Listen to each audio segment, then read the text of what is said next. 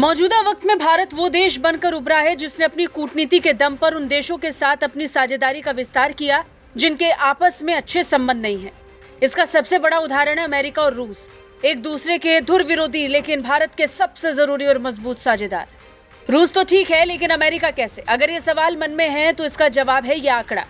America और भारत के बीच द्विपक्षीय व्यापार वित्त वर्ष 2021-22 में 119.42 बिलियन अमेरिकी डॉलर का रहा था, जबकि साल 2020-21 में 80.51 बिलियन अमेरिकी डॉलर था।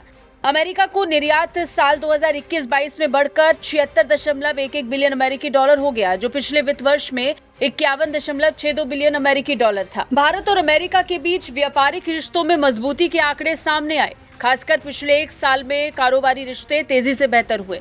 वैसे तो बीते एक साल में अमेरिका और उसके शीर्ष 15 साझेदार देशों के बीच व्यापार में बढ़ोतरी हुई है, लेकिन इन सब देशों में सबसे अधिक बढ़ोतरी भारत के साथ होने वाले व्यापार में हुई। कोलकाता में अमेरिका की महावाणिज्य दूत मेलिंडा पाविक ने कहा, 2022 के पहले 6 महीने में भारत और अमेरिका के बीच 67 अरब डॉलर का व्यापार हुआ है।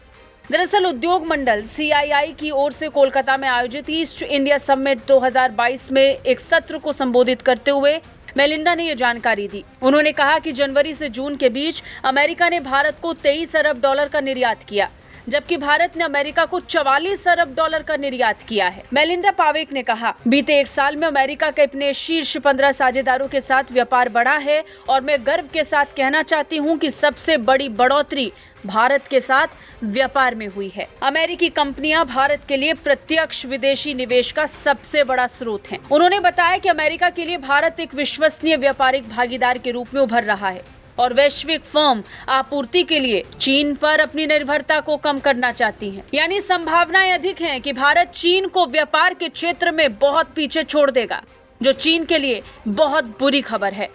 बड़ी बात यह भी कि भारत के साथ कई देश अपनी भागीदारी का विस्तार विभिन्न क्षेत्रों में कर रहे हैं।